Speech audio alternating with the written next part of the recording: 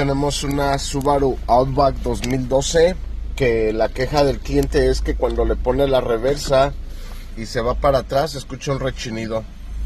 Ese. A ver, de este lado no será como en los frenos atrás.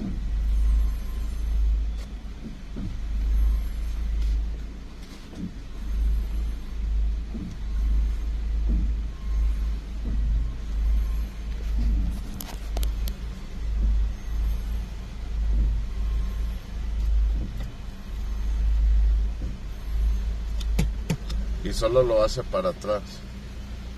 Pero enfrente no.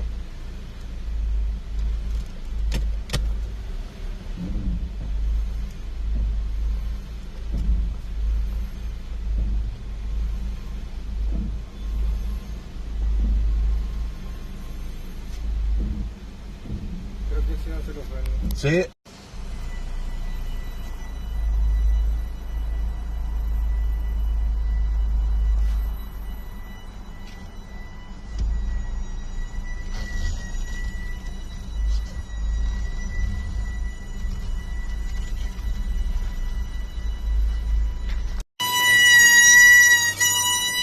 Ya, sí es aquí, Nefi.